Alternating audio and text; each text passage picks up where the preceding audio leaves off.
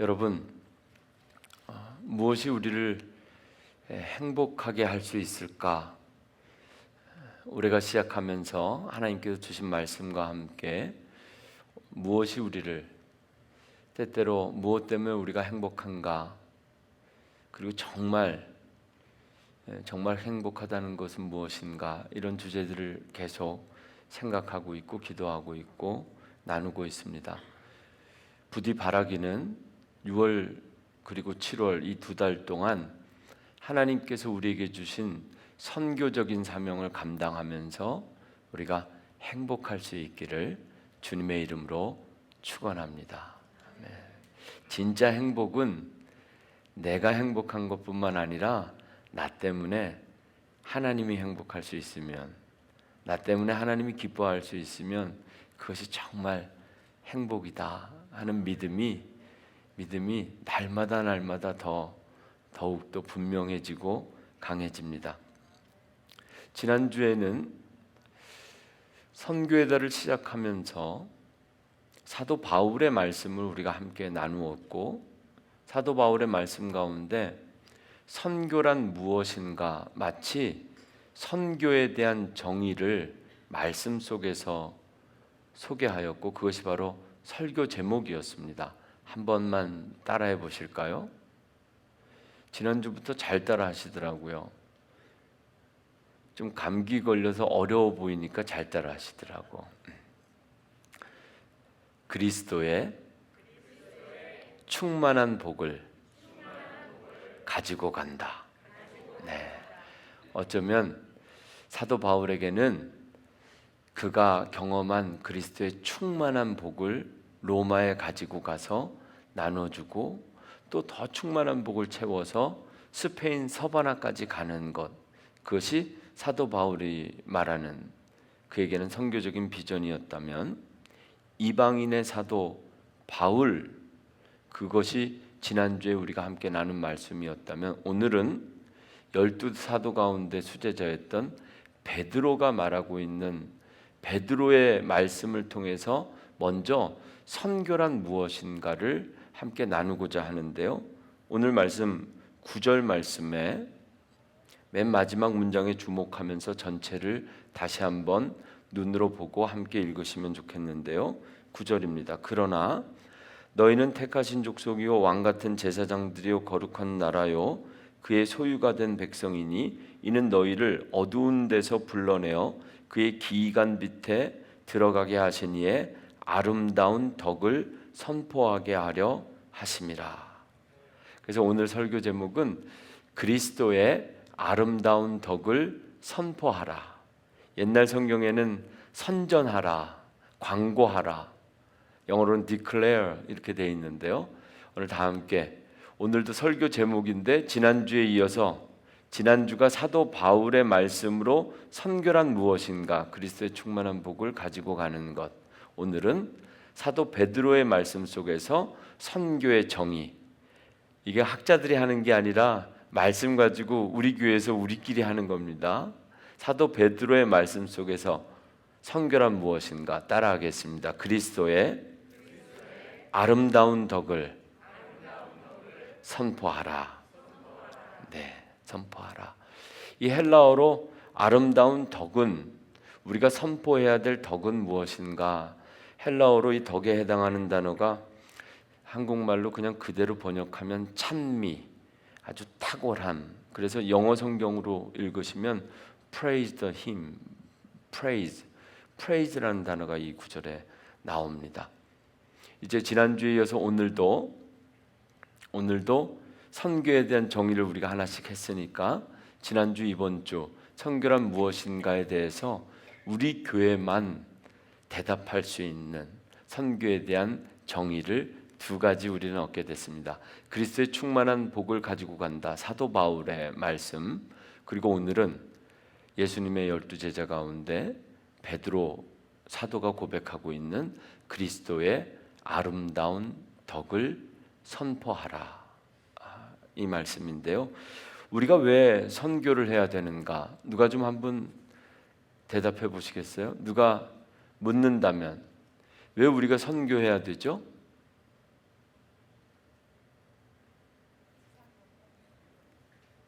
명령이기 때문에 그렇죠. 근데 오늘 사도 바울은 9절 말씀을 통해서 우리가 왜 선교해야 되느냐에 대해서 너무 심플하고 간단하게 답해요. 만약에 여러분들 가운데 한 분이 우리 교회 성도로서 우리 교회 담임 목사에게 목사님 왜 6월 선교를 준비하고 7월에 왜 선교해야 되죠? 이렇게 물으신다면 우리가 선교를 감당해야 되는 이유는 오직 딱 한 가지밖에 없는데요. 우리 임권사님 대답하신 것처럼 사도행전에 정말 주님의 명령이죠. 최후 명령이고 가장 중요한 명령인데 오늘 이 말씀으로 해석하면 베드로는 우리가 선교해야 되는 이유는 우리가 하나님의 자녀이기 때문에, 우리가 하나님의 백성이기 때문에, 그리고 우리가 예수님의 제자이기 때문에, 이거 너무 거창하고 길면 아주 간단하게 우리가 성도이기 때문에, 다른 말로 하면 우리가 그리스도인이기 때문에, 우리가 성령님과 동행하는 사람들이기 때문에 우리가 선교를 해야 된다. 예수 믿는 사람들이 예수 믿기 때문에 우리가 해야 되는 게 선교밖에 없다라는 간단한 답을 가지고 우리가 이 선교의 달을 하루하루 살아내었으면 좋겠습니다. 이 이야기를 9절 말씀에서 사도 베드로는 4가지로 구별해서 말씀하고 있어요. 혹시 본문이 준비되었으면 9절 말씀을 화면에 좀 보여주면 좋겠는데요.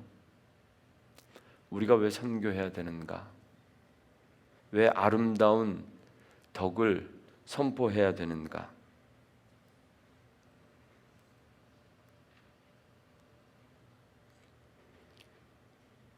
오늘 우리가 읽은 성경 본문 말씀 베드로전서 2장 9절에 아마 우리들 입과 귀에 익숙한 말씀인데요. 찬양의 가사이기도 하죠. 너희는 택하신 족속이기 때문에.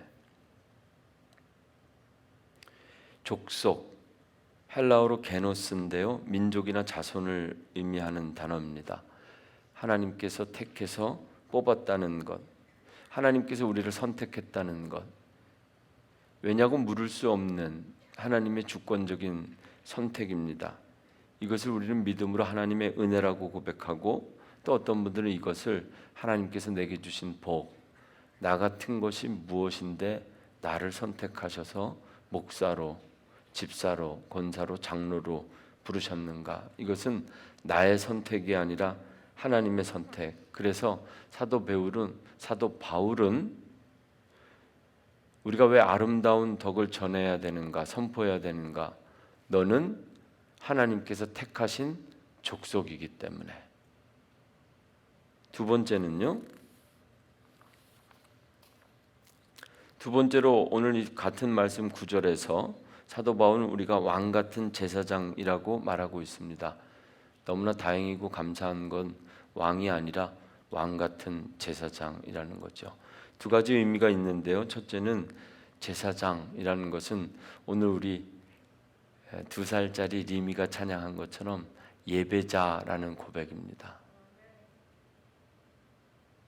한 번쯤 저 말씀을 들어보고 지금까지 알아본 분들이라면 지금 이 순간에 저 말씀의 의미를 트랜스퍼 해야 됩니다. 내가 왕 같은 제사장이기 때문에 아름다운 덕을 선포해야 된다. 선교해야 된다는 겁니다. 찬양으로도 우리가 많이 불렀죠. 택하신 족속.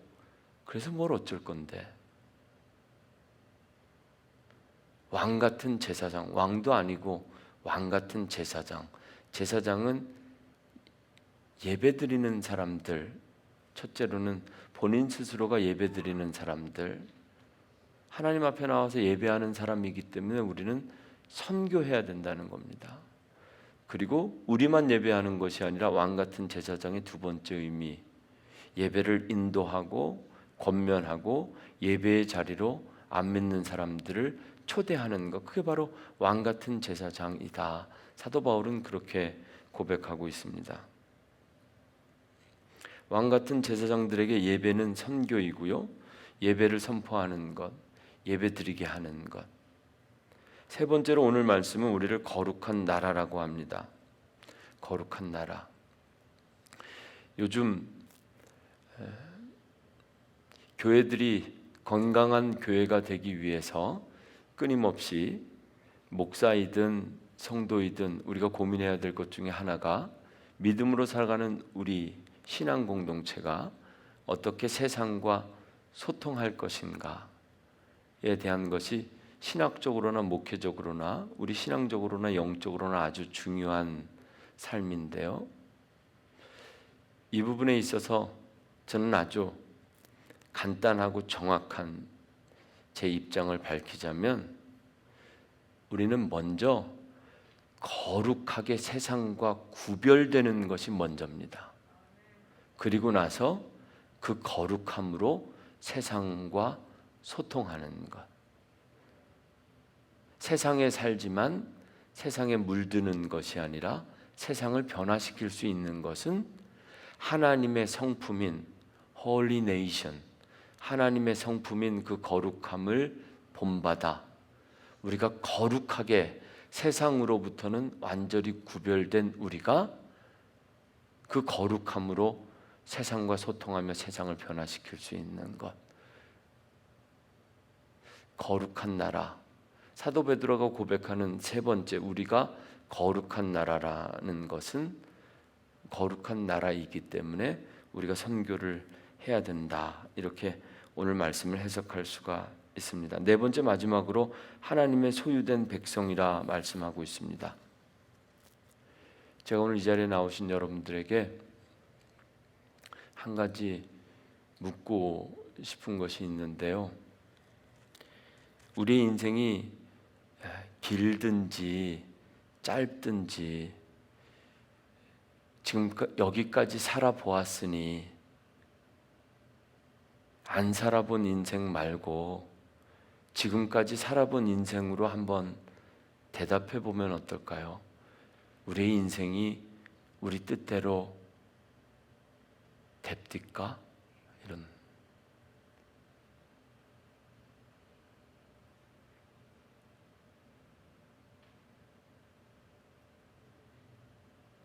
지금 여러분 앞에 서 있는 저도 이 제 안에 여러 가지 의사 선생님도 계시고 다 계시는데 우리 안에 이 모든 게 제 뜻대로 됩니까? 아프고 싶을 때 아프고 낫고 싶을 때 낫고 이왕 아플 수밖에 없다면 선교 가기 전에 아픈 게 낫겠다 이런 생각도 해봅니다. 우리 안에 이게 내 손이라고 말하고 내 발이라고 말하고 내 머리라고 말하는데 이게 내 뜻대로 되는가? My body라고 말하지만 정말 이게 내 거인가? 베드로는 아니라는 겁니다. 우리가 그의 소유다. 여기서 한 걸음 더 나아가서 생각해 보았는데요.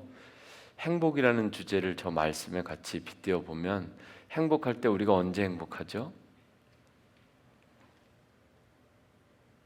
내 뜻대로 될 때 우리는 행복하다고 생각해요. 내일쯤 어떤 일들이 내가 예상한 계획대로 될 때 우리는 만족하고 행복하다. 이번 달에 이만큼 일했으니까 그에 대한 월급이든 보상이든 이만큼 누릴 수 있으면 내 뜻대로 되거나 그것보다 더 채워주신 하나님 앞에 감사하면서 우리는 그것을 kind of happiness, 행복하다. 정말 행복하다. 생각지도 못했는데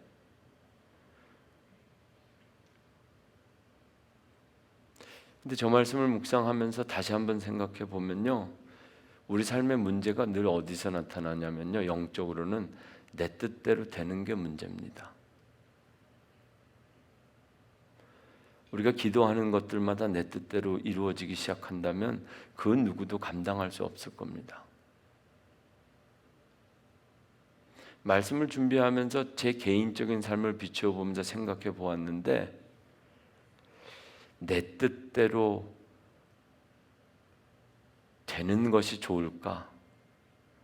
내 뜻대로 안 된 것이 단순히 다행이다, 천만 다행이다 라고 고백하는 것이 아니라, 어쩌면 내 뜻대로 되어지지 않은 나의 인생이 그 안에 더 많고 깊은 행복이 있는 것은 아닌가. 마치 이런 고백을 베드로 사도는, 우리는 나의 시간, 물질, 건강, 심지어 지금까지 아무거 없이 다 내 거라고 생각했던 그 모든 것이 내 것이 아니라 다 그의 소유가 된 백성이다, 이렇게 고백하는 겁니다.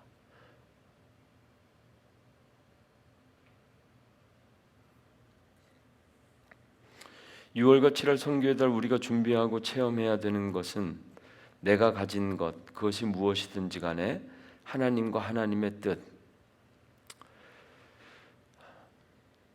충분히 이해되지 않아도, 공감하지 못해도, 그래도 내 것 같은데, 내가 낳은 자식 같고, 내가 열심히 벌고 저축해서 내가 산 집 같고, 내가 열심히 공부해서 운동해서 만든 내 몸이고 근육 같고 건강 같은데, 여전히 강단에서 그 어떤 말씀도 나를 조금도 흔들 수 없을 것처럼 우리의 삶이 그렇게 견고해 보일지라도, 성령님께서 우리와 함께 하셔서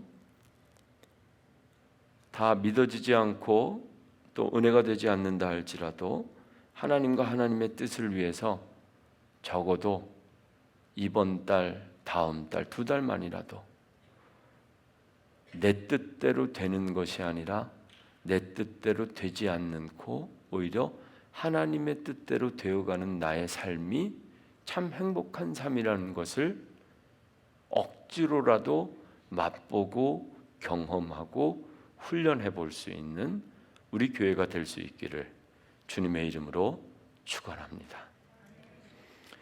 이제부터 구체적으로 우리가 어떻게 해야 되는가, 우리가 왜 선교를 해야 되는가, 다시 한번 오늘 주신 말씀으로 답하고자 합니다. 우리가 왜 선교를 해야 되는가? 우리는 하나님의 택하신 족속이기 때문에. 우리가 왜 선교를 해야 되는가? 우리는 왕 같은 제사장이기 때문에. 우리가 왜 선교를 해야 되는가? 우리는 거룩한 나라이기 때문에. 우리가 왜 선교를 해야 되는가? 우리는 하나님의 소유된 백성이기 때문에. 이제부터 구체적으로 어떻게 해야 되는가? 10절 말씀, 너희가 전에는 백성이 아니더니 이제는 하나님의 백성이요, 전에는 긍휼을 얻지 못하더니 이제는 긍휼을 얻은 자니라. 전에는 뭐뭐가 아니더니 이제는 뭐뭐가 되었고, 전에는 긍휼을 얻지 못하였더니 이제는 긍휼을 얻었더라. 여러분, 겉과 속이 다른 것이 아니라 예수 믿는 사람들은 전과 후가 달라야 됩니다. 다시 한번, 예수 믿기 전에 나의 모습과 예수 믿은 후 나의 모습이 어떻게 달라졌는지. 전에는 하나님의 백성이 아니더니 이제는 하나님의 백성이다. 전에는 긍휼을 얻지 못하였더니 이제는 긍휼을 얻은 자니라. 예배드리기 전과 예배드린 후 나의 삶 속에 어떤 변화가 있는지, 수련회 하기 전과 수련회가 끝난 후에 나의 삶에 어떤 변화가 있는지, 선교하기 전과 선교한 후에 우리 교회가 어떻게 달라지는지 우리가 함께 기대해 볼 수 있었으면 좋겠습니다. 11절, 사랑하는 자들아, 거류민과 나그네 같이 너희를 권하노니 영혼을 거슬러 싸우는 육체의 정욕을 제어하라. 사랑하는 성도 여러분, 사랑하는 자요, 내 영혼이 잘됨 같이 범사가 잘되고 강건하기를 원합니다. 정말 잘 돼야 될 것은 우리의 영혼입니다. 정말 여러분들이 잘 돼야 될 것은 여러분의 영혼입니다. 오늘 사도 베드로는 11절에 영혼을 거슬러 싸우는 육체의 정욕을 제어하라. 사랑하는 성도 여러분, 여러분의 영혼을 거슬러 싸우는 육체의 정욕을 제어하십시오. 그것이 바로 선교입니다. 여러분들의 삶 속에 먼저 예수 그리스도의 이름을 선포하는 것. 이번 행복 수련회 때 우리 임마누엘 권사님들이 내게 강 같은 평화를 부르시는 모습을 보면서 제가 얼마나 행복했는지 모릅니다.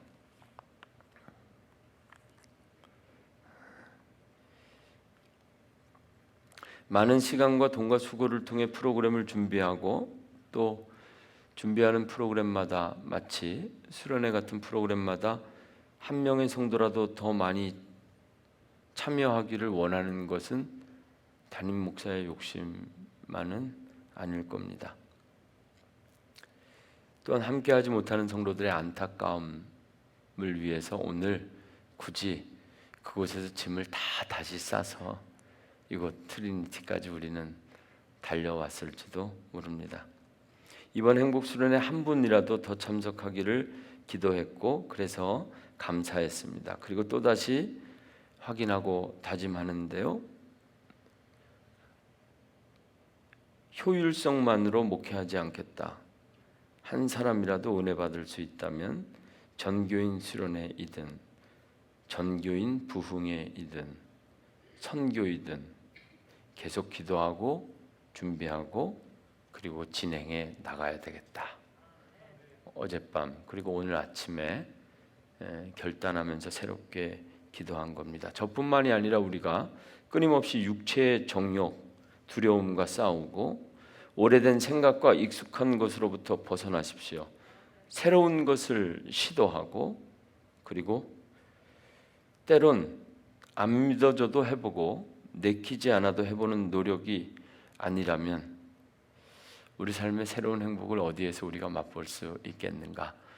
여러분들에게 좀 용기도 드리고 싶고 새로운 도전도 함께 계획해 보고 싶습니다. 마지막 12절 말씀에 오늘 베드로 사도가 우리에게 주시는 마지막 말씀 교훈이 있는데요.